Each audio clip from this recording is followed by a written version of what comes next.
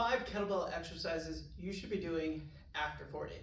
So in this video, I'm going to be talking about 5 exercises that I believe are staples for your training if you're using kettlebells, more so specifically if you're over 40. Now, why is that important? Well, because as we age, we need to take care of our bodies more so than focusing on getting sweaty and sore. Now, are those parts of training? Yes. Should it be the focus? Absolutely not.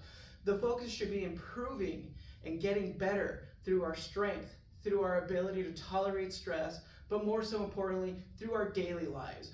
And so with that being said, that's the context of the video. Is we're going to be focusing on 5 exercises that are going to help improve the quality of your life, improve your strength, improve your mobility, but most importantly, have it trickle over into what's happening in real life. So the first exercise that I'm going to go over is the kettlebell dead bug. 9 times out of 10, most of my clients are starting here, are still doing it, but also different variations of it. Now, the reason that we would do a kettlebell dead bug is it's going to strengthen the core, improve the hips, but also we're going to get a little bit mobility as well through the movement. So when it comes to the kettlebell dead bug, we want to start with the kettlebell bottom side facing up, meaning the bottom of the kettlebell is facing upward towards my nose. From here, what we're going to do is we're going to lengthen the bell upward, have it at eyebrow level. From this position here, we're going to raise our legs up. Make sure those feet are active. And when I say active, it means going from flat foot to active feet, meaning the toes are pulled towards the knees. From this position here, we're going to extend one leg and return and repeat on the opposite side. The goal here is to keep the ribs tucked and the hips up. That way you can target your core. And if this becomes too much of a challenge, what you can do instead is drop the heel down as you alternate. Or if you want to make it a little bit more challenging, what you can do is you can extend the leg as you reach the kettlebell back slightly, then return. So you have 3 alternatives here to either make it easier or harder. Next is the half kneeling kettlebell press. I love doing the half kneeling kettlebell press for a lot of people for 2 reasons. Number one, we're getting them in a half kneeling position, and when you put somebody in a half kneeling position to go overhead, it helps by opening up the hip, getting more stability from the back foot being up through the hip, and as you go through that motion, you have better shoulder mobility. Now, as time progresses, you most certainly can move into other variations. So when it comes to the half kneeling kettlebell press, make sure that when you rack the bell, where you bring it up to the shoulder, that your knuckles are facing the ceiling and the elbow is slightly tucked in. From this position, as you open up the elbow lightly, you raise the bell behind the bicep, or the bicep behind the ear, then you actively pull downward. So I open up the elbow, I press away, and I bring it back down. Now, let's say we're having some issues with this movement, still stay in this half kneeling position, however, go through a half press. Now, as you build the strength and mobility for this, what you can do then is build up towards a full half kneeling press. Now, from this position, if you want to challenge yourself, is when we go into a standing single arm kettlebell press, which looks like this. Now I'm standing, I go from half kneeling to standing, and motion's still the same. Elbow opens up lightly, I press the bicep behind the ear, I pull down, and I maintain a straight wrist by those knuckles facing the ceiling. Exercise number 3. This is going to be the single arm row. With the single arm row, we're going to be targeting the upper back here. So in the previous exercise, the half kneeling kettlebell press, that was working the front side of the body, the upper body of the shoulder. Now we're going to be focusing on the upper back, which is the lat. So my go-to exercise for many people is to take a step back, keep the chest up, and keep the shoulder down as you pull the elbow back. This is a single arm row. Now, if that's a little bit too challenging, what you can do instead is start in a kickstand position, meaning your big toe is aligned with the back of the heel. You're going to bend the knees and reach the hips back, and from there, we're going to go into a single arm kettlebell row. Now, to make that a little bit more challenging, what you can do is step to the side, bend the knees, reach the hips back, and row. So the movement's always going to be the same. In that rowing pattern, we're just going to alter the body position. Exercise number 4, this is a goblet squat. So now we're going to be focusing on the lower body. Squatting is one of my favorite exercises to do as long as your body can tolerate it. And the improvement of just overall strength and wellness does come from squatting because we do it so much.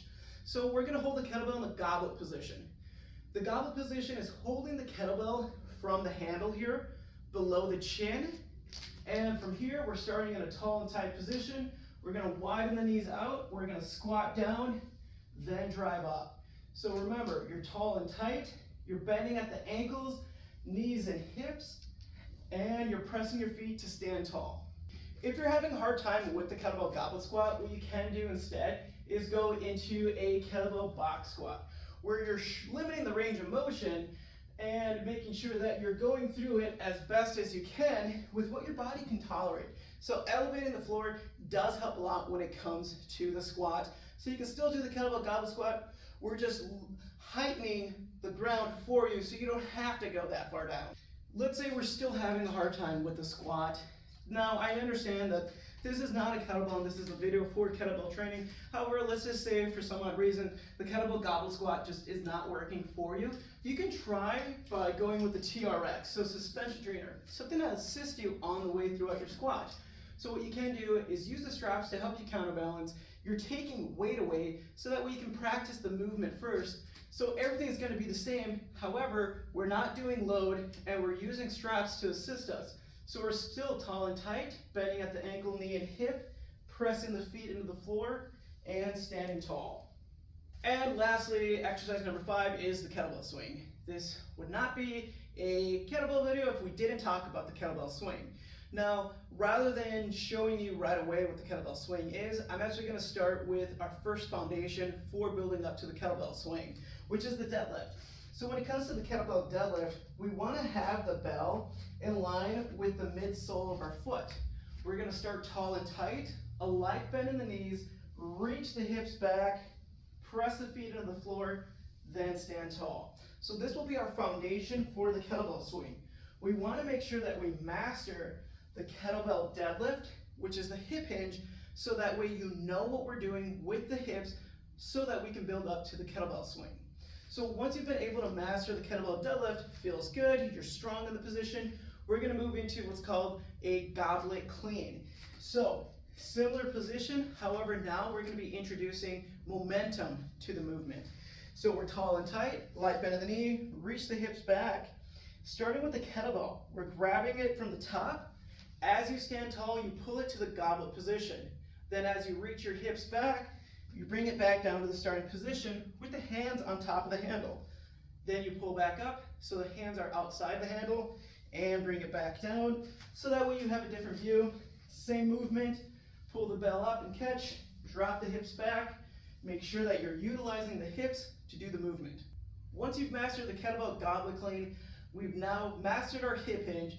We know how to produce and absorb force. Now we're going to create momentum force through the kettlebell swing. So you want to have at least a 2-foot distance between you and the bell, so that way you can get into the bottom of your hip hinge, tilt the bell towards you, hike it back, and explode up. So everything has built up to the swing. Now we're utilizing the hips to create the momentum of the force of the bell going forward and absorbing the force going back through the hips and repeating the movement just like we did with the goblet clean, going more vertical, where this is going more horizontal.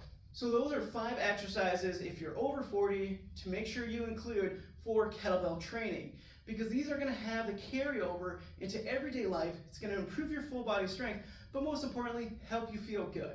So if you found this video helpful, please share it with a friend, and I'll see you in the next one.